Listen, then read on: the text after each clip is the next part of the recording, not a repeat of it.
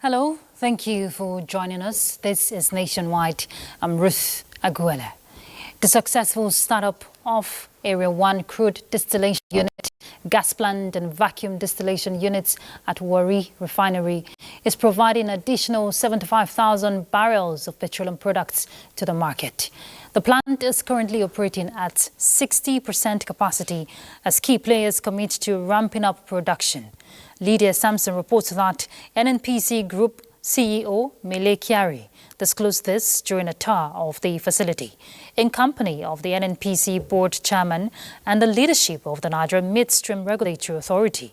With the startup and production of kerosene, LPG, agro fuel oil and other intermediate distillates, the delegation certified the operational status of the refinery, with the firm belief that the milestone will have ripple effects on the entire oil and gas value chains in the country. In the same development, President Bola Tinubu has expressed his profound joy at the reopening of the Warri Refining and Petrochemical Company by the Nigerian National Petroleum Company Limited, describing it as another remarkable achievement that has strengthened Nigerians' hope in his administration. Presidential Advisor on Information and Strategy, Bayo Onanuga, in a statement, confirms that the Warri Refinery returned to operation weeks after NNPC Limited restarted the 60,000 barrels per day at the Port Harcourt Refinery in November.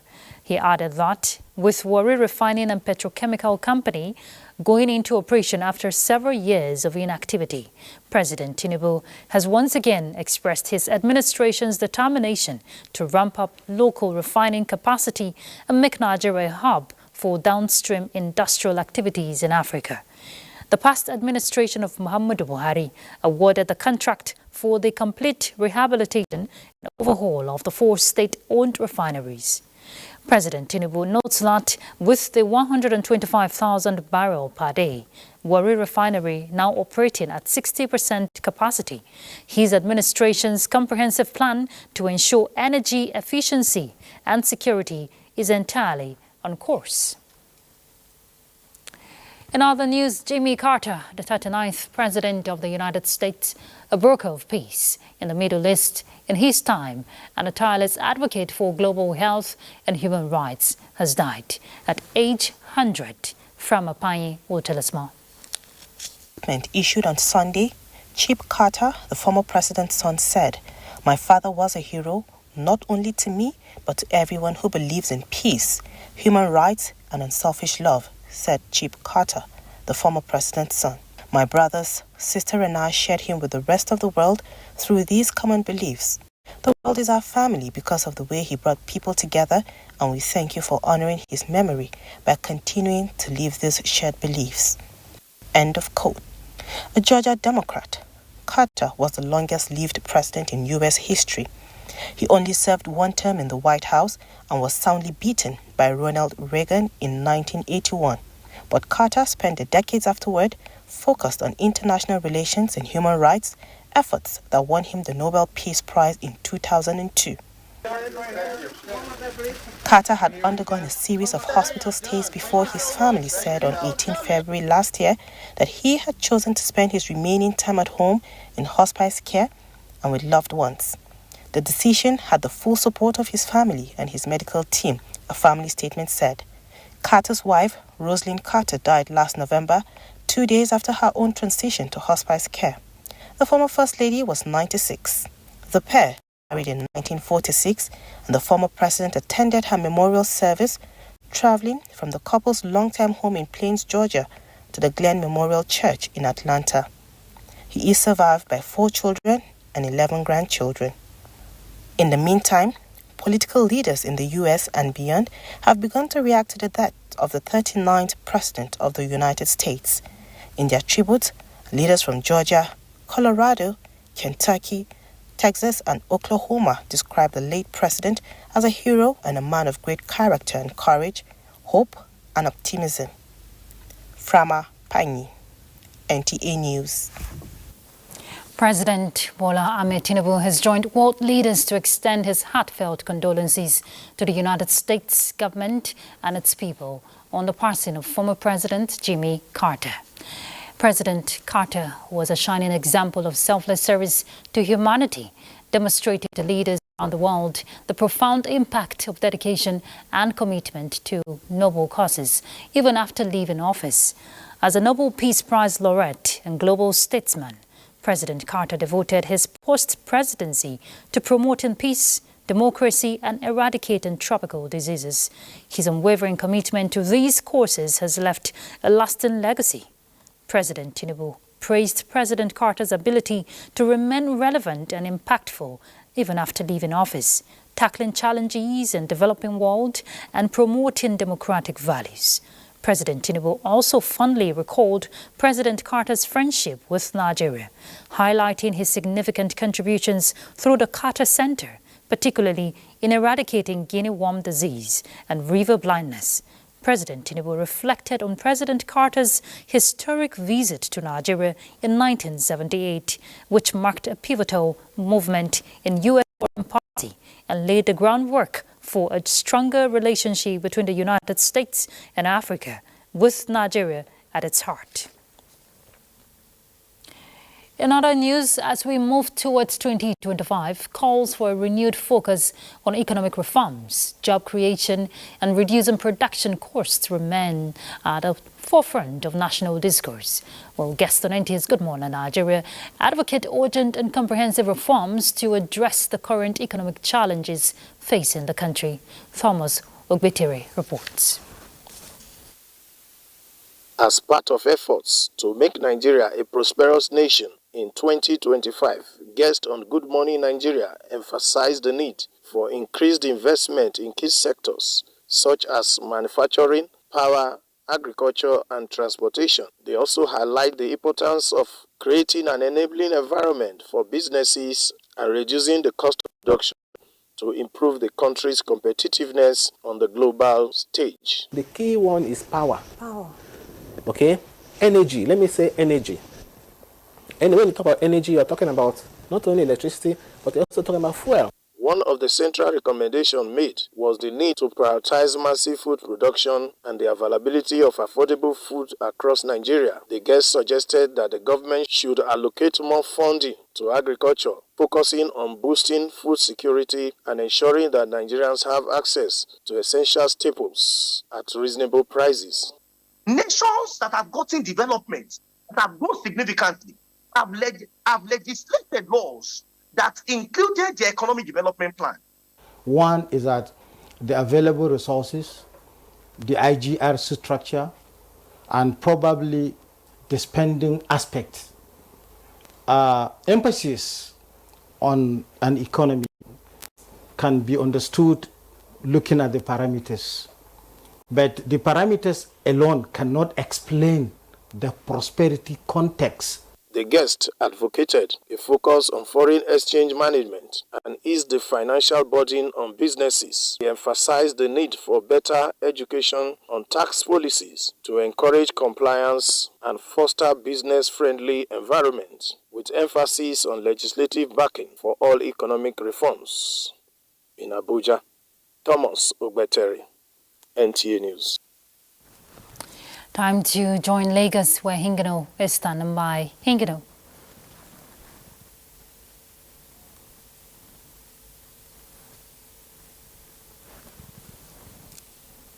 Thank you, Ruth. Lagos residents have settled into a seamless movement of commercial and private vehicles from the mainland to the island and vice versa, with the rehabilitation of the Third Mainland, Kata and Eko bridges. Correspondent Larry Belei spoke with some Lagosians and tells us more.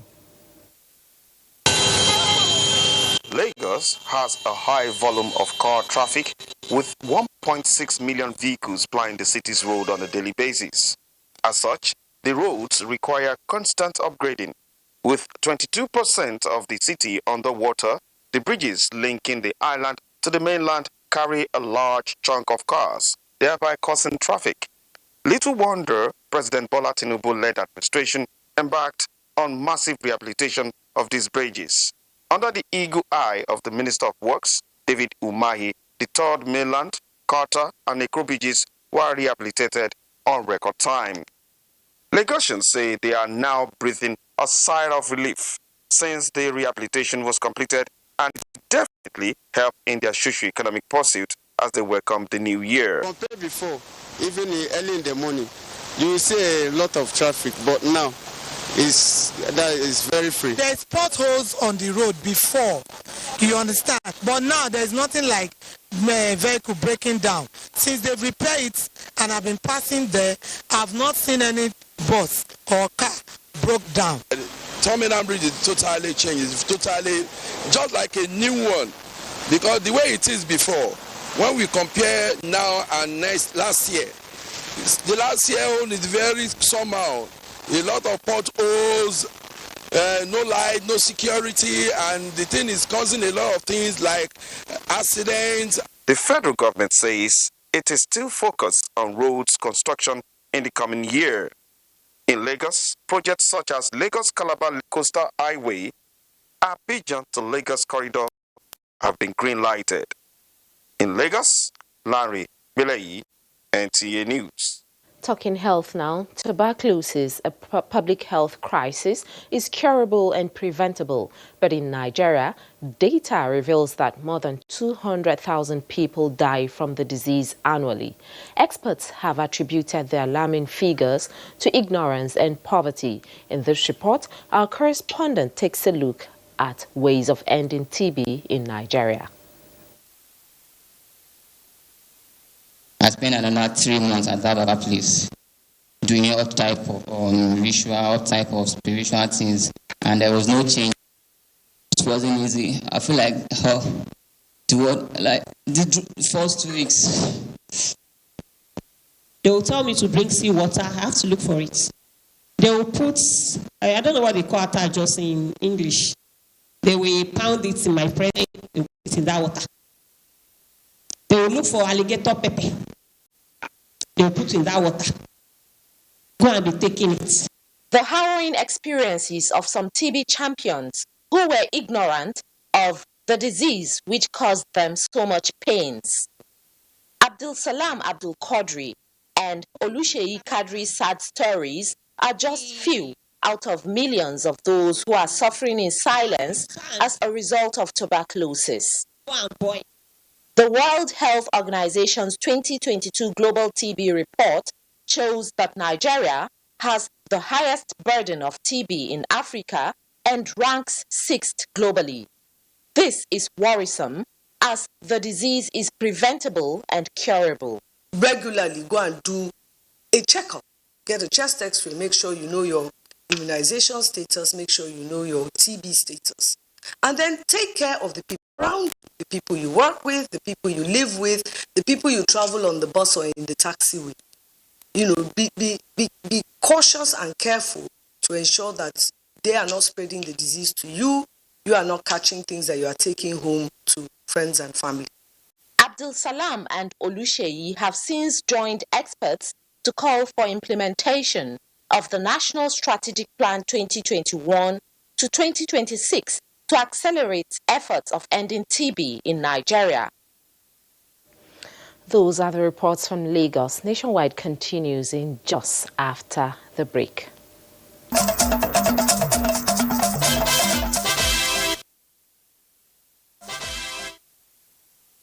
Many thanks for joining in just Governor Caleb Mutfwang has appealed to elders and former leaders of the state to be agents of reconciliation, peace and unity, saying the state will institute its own merit award to reward those who have immensely served the state. The governor stated this while hosting the leaders at the Government House, Jos. Ndeyang and Abuja reports.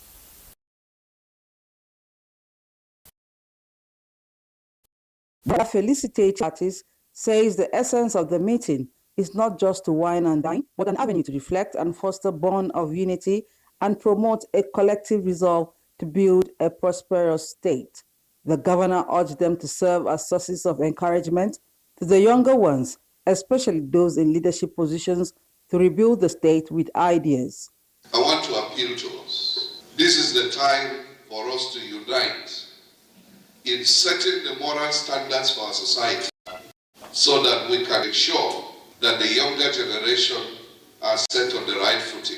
Former governors Samuel Atukum, Joshua Dare, Jonah Jang, and Simon Lalong lauded the initiative, which they say will further unite Plateau people irrespective of religion or party affiliation.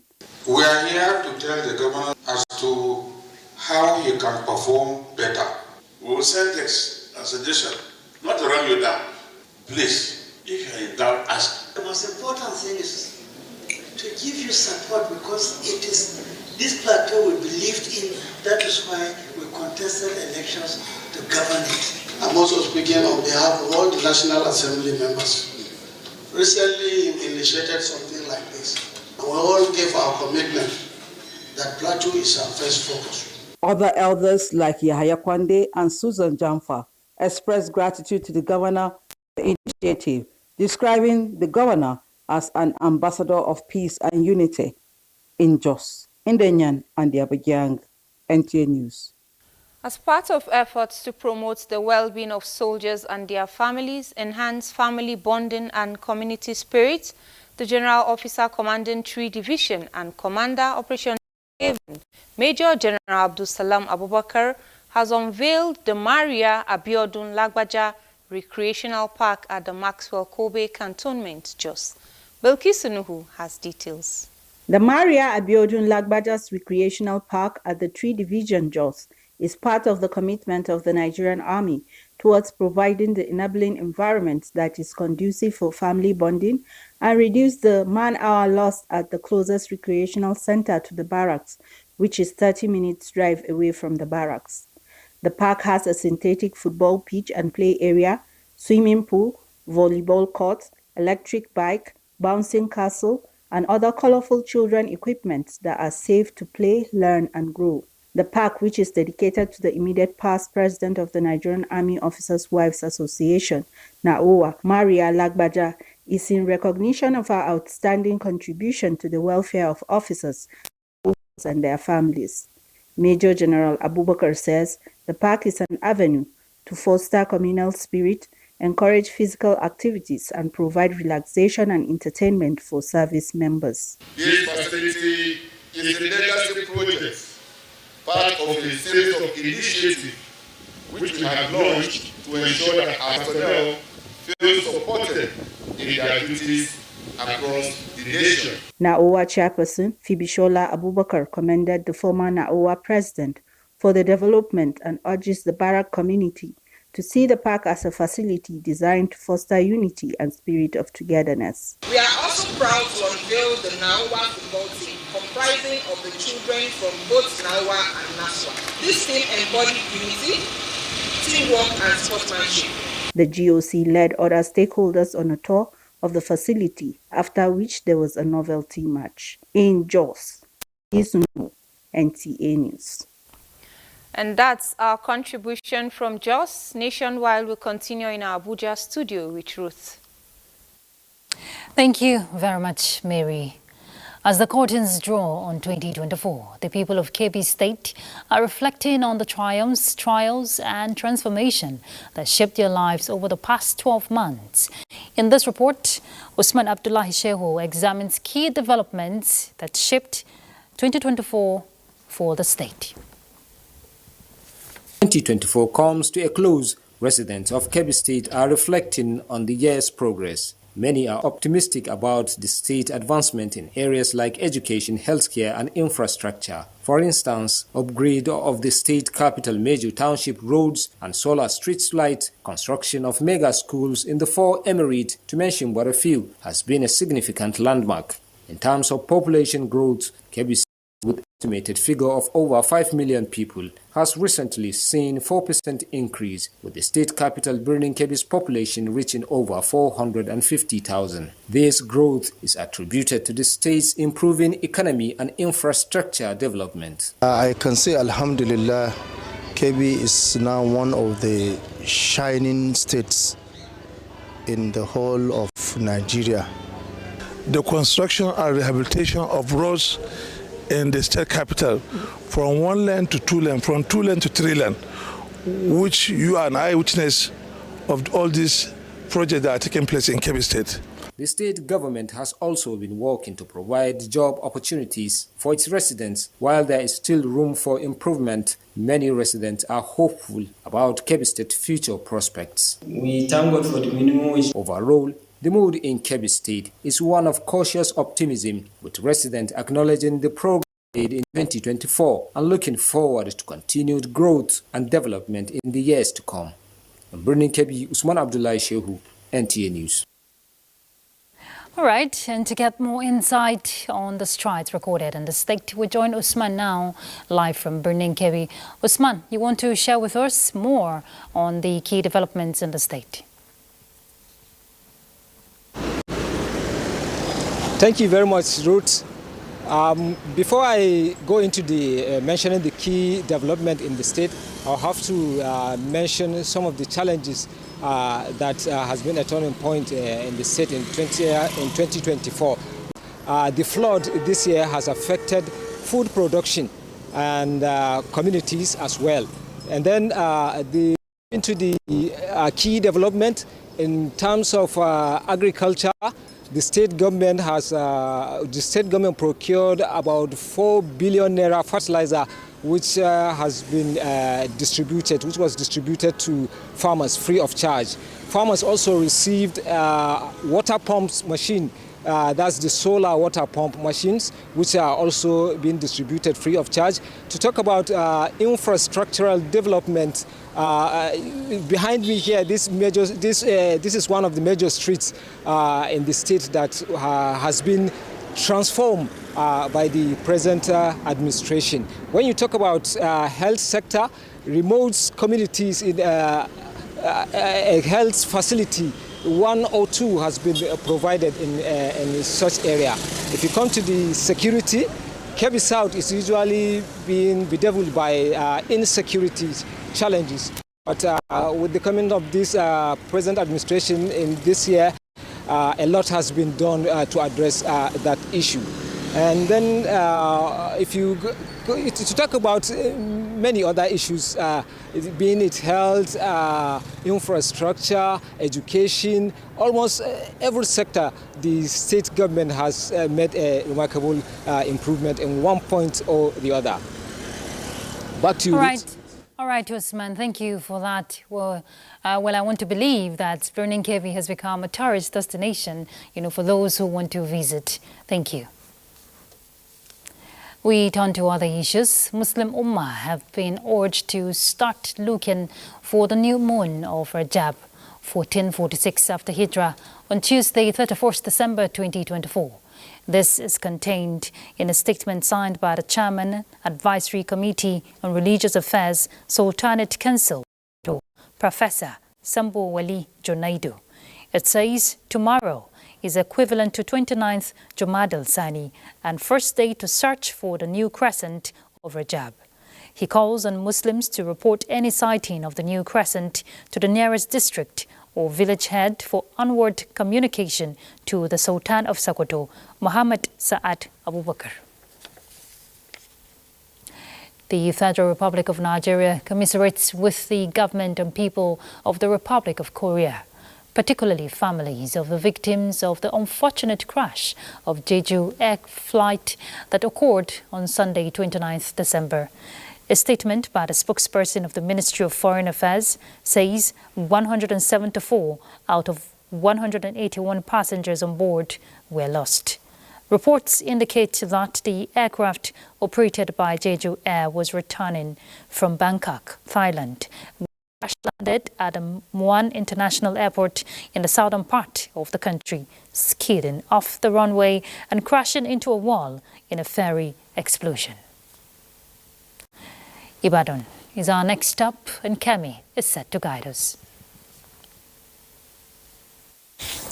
Hello, Ruth, and a warm welcome to Ibadan. Nigeria has a smart metering system as part of notable transformations in the power sector. Minister of Power Adebayo Adelabu said these while delivering a lecture on digital transformation, journalism, the power sector, and the future of Nigeria at the 2024 Press Week. The Nigerian Union of Journalists, NUJ, Oyo State Council, Rofiani Masham-Badmus, has the details. Creating short-term unemployment challenges. The Minister of Power said Nigeria is embracing smart metering systems in the power sector through the presidential metering program that will supply 2 million meters to Nigerians by the first quarter of 2025 to reduce the estimated billing practices in the sector. The minister condemned the idea of estimated billings, noting that digital transformation had significantly impacted the power sector by ensuring the reliability of power supply and creating new opportunities for energy production and consumption. We have meter gap of over 7 million. So what the president has done was to set up a presidential metering initiative, PMI. And the target or the terms of reference for this initiative is to ensure that we procure 10 million meters over the next 5 years. Chairman, Nigerian Union of Journalists, Oyo State Council, urged media professionals in the country not to relent in their efforts at promoting national development, unity, and stability through adequate and verified information dissemination to the public. We gather to celebrate our profession of journalism, enforce our commitment to journalistic excellence. The lecture played host to journalists across the state as part of activities to celebrate the Press Week Union in Ibadan. Wafia Animashan Badmos, NTA News.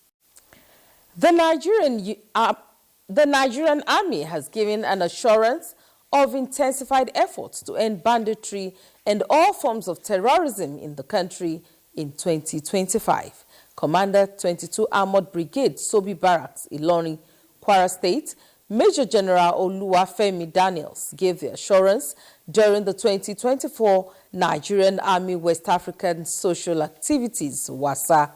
Aisha Abubakar has the reports.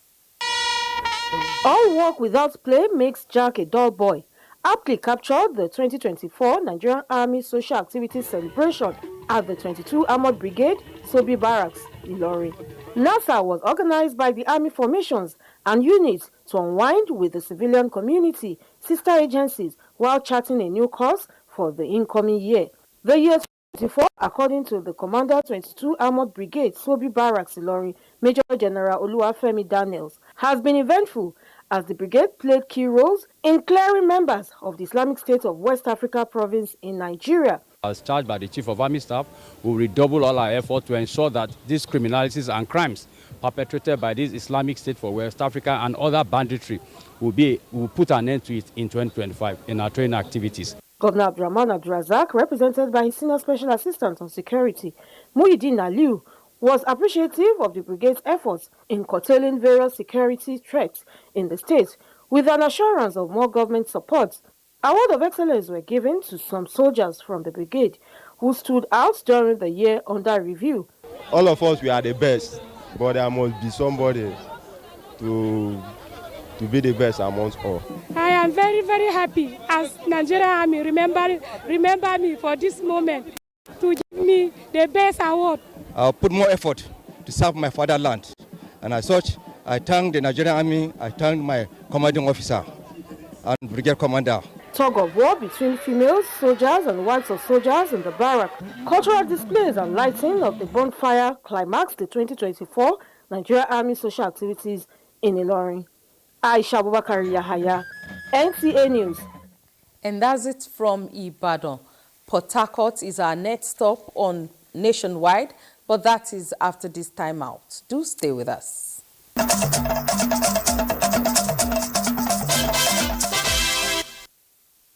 Additional warships. Okay.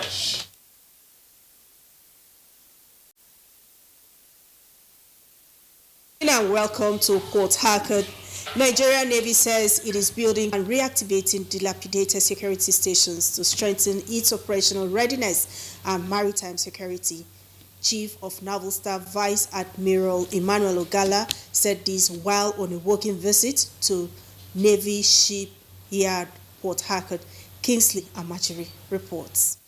Nigerian Navy Shipyard is a very critical establishment saddled with the responsibility of building and fixing of security boats, warships, and military platforms that support effective security in the maritime. This visit enables the CNS to appraise ongoing projects at Navy Shipyard, capabilities, strengths, and challenges. So I came to look at some of the activities they are engaged in terms of shipbuilding, ship repairs, and I'm quite impressed. For instance, the Naval Security Station, which is our houseboats, that were deployed for some years and have become dilapidated. Too many of them have been reactivated here. Operational boats, 10 of them that were given to them to complete, they are about 90% completed. Vice Admiral Ogala is satisfied that within the scope of Nigerian Navy operations, the shipyard has the capacity to build offshore patrol vessels to police the nation's maritime domain. He is, however, worried that industry players appear unaware of the capabilities resulting in capital flight associated with importation. In Port Harcourt, Kingsley Amajiri, NTA News. Yuletide is synonymous with festivities and a surge in expenses to achieve the celebrations of Christmas and the New Year. However, implementing a strategic approach to budgeting throughout the year can significantly alleviate the cost burden associated with the season. Chide Beronya in this report takes a look at smart spending decisions people can adopt this Yuletide period to avoid being broke in the new year. Yuletide in Nigeria is often marked by festivities, making it one of the most joyous but financially demanding times of the year. While it is a time for celebrations and family bonding, overspending can lead to financial stress in the new year. Respondents say it is important to focus on what truly matters, which is one's needs over wants. They advise people to avoid unnecessary purchases that can strain their finances. For those that are earning monthly, after now, no salary is going to come until the end of January. So when you are spending, though it's celebration time, you need to calculate yourself, spend wisely, plan yourself, know that we have school fees to pay after now, we have to take care of feeding and shelter after now. People want to do some form of competitive spending.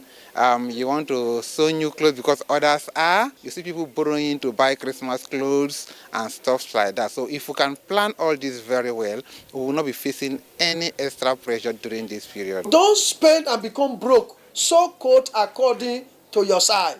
If you know it is chicken you will be able to buy, don't go for goat. If it is goat you are able to buy, don't go for cow. Buy the one you can. If you are not able to buy chicken this year, buy fish. Next year is still waiting for you. The current economic climate, marked by soaring cost of living, demands a cautious approach to expenditure. Therefore, it is crucial for individuals and families to resist the attraction of overspending, but to adopt a mindset of financial responsibility in order not to be caught in the web of unnecessary debts. In Port Harcourt, Chidiebere Onyia, NTA News.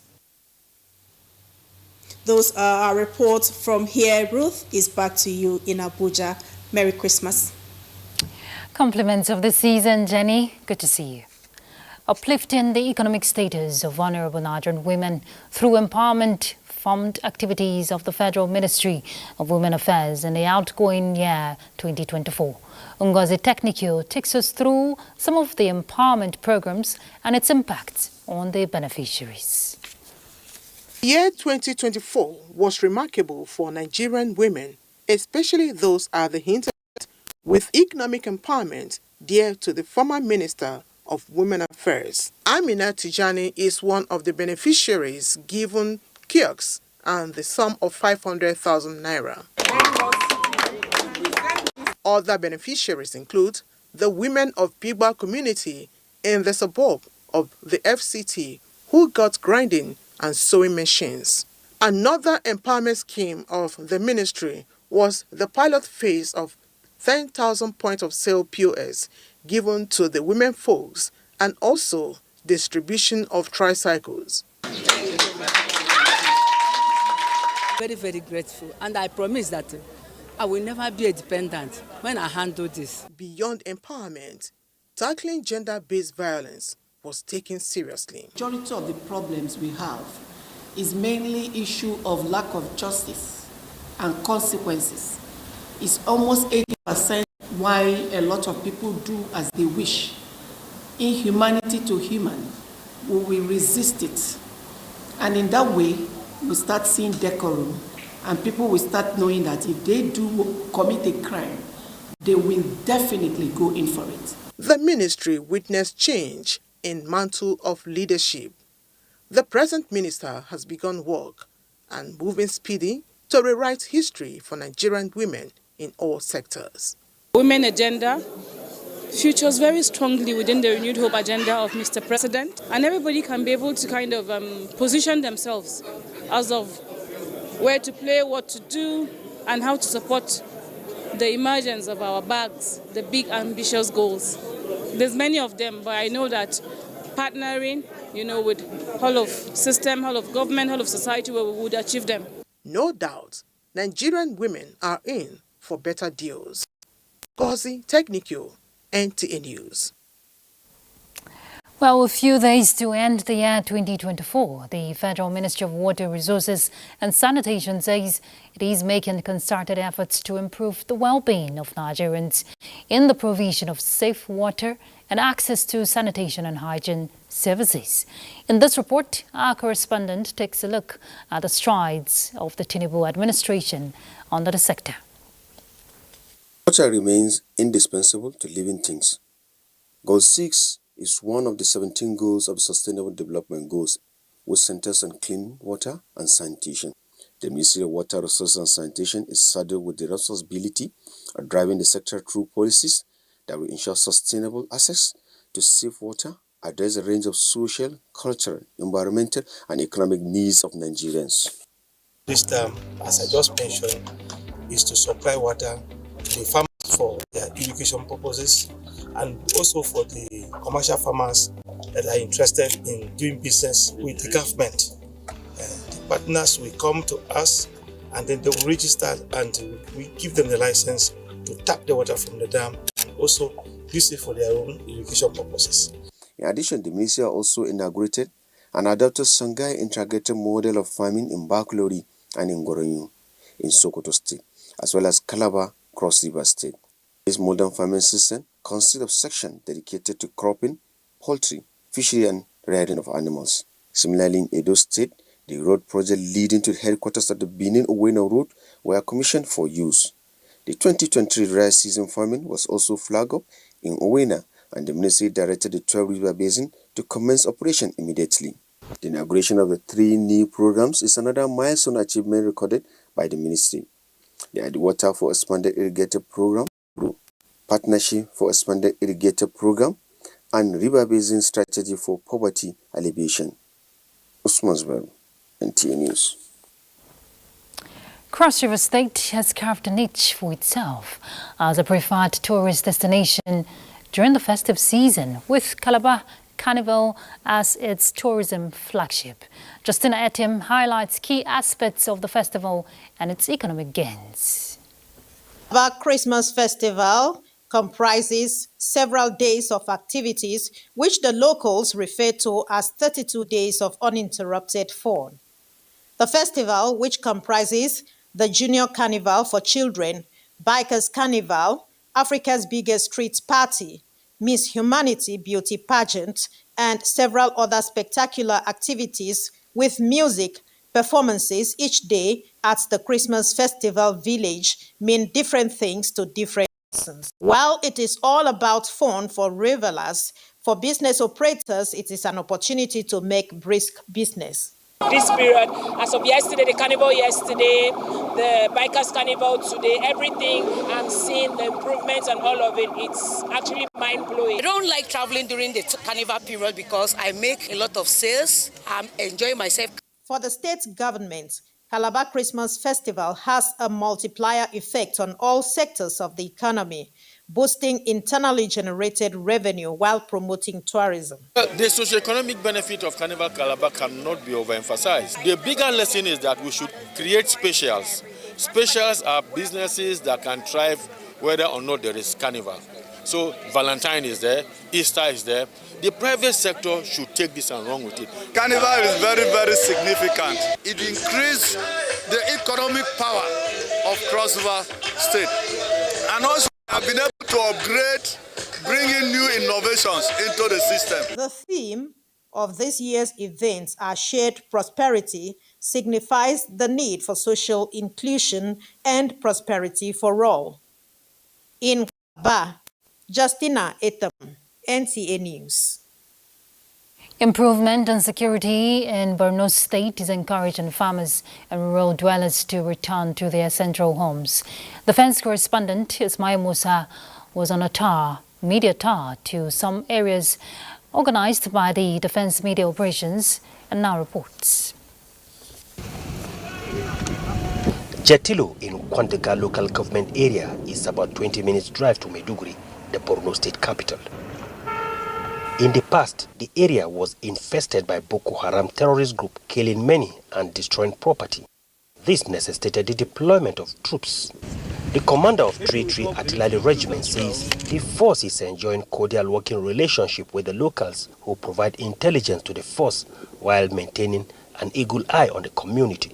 They are able to give us information concerning activities ahead of the parapet. So we also use them for human intelligence too. They support us in a lot of things. I will make sure that we protect them from any terrorist attacks. Locals in Jetilo harvesting their farm produce after what they describe a bomber harvest this year. This is courtesy of fortification of the area and improvement of security. 35 years old Fatima Ali says Jetilo is enjoying relative peace courtesy of troops' constant surveillance and patrol. We give glory to God for these recent years. We have been able to go to our farms, cultivate and harvest peacefully without any attack from terrorists. We thank God and the soldiers. Non-kinetic effort is actually the larger chunk of what is required to solve an insurgency, because it tackles the root cause of the insurgency. The kinetic aspect create the enabling environment for other lines of effort, both governance, intelligence, socio-economic activities. The deployment is comprising personnel from the military, paramilitary, and the Civilian Joint Task Force. This is the 3-3 Artillery Regiment of the Nigerian Army in Jetilo in Kwandega local government area, one of the forces providing security for Jetilo, Kwandega, and Borno State. From Jetilo in Kwandega, Ismail Musa, NTA News. And still talking security, Nasarawa state government has taken a step further to foster peace and security around its boundary communities with advocacy on harmonious living and intelligence sharing to sustain relative peace in border areas. Well, this is coming as the Nasarawa state government commends President Bola Tinubu for prompt response in addressing security challenges in parts of the state. Victoria Swahojito reports. The peace building advocacy commences from Panda in Karo local government area, which shares boundary with Kaduna State and the FCT, and is expected to continue in other communities to enable rural dwellers key into state government peace building mechanism, which government says is responsible for sustainable peace in the state.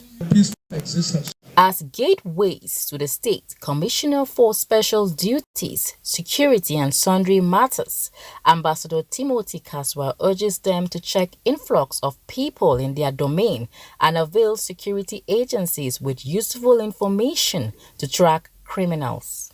There is peaceful coexistence among all the ethnic groups in Nasarawa State.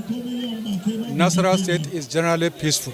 The federal government is also contributing a lot in enhancing security by allowing all security services to help us to enhance security in the state. And they are doing very, very well. There has been peace and harmony in the state, especially with this present regime. And once our people are together, I think the peace we're yearning for will definitely be achieved even at the state and the national level. As the community celebrates years of sustainable peace in the area, government is optimistic that this will be extended to other boundary communities for progress and development of the state. In Lafia, Victoria Kaswa Ojito, NTA News. And next will be Sports Update. There you have it. That's nationwide. Thank you for your time. I'm Ruth Aguilera. Bye.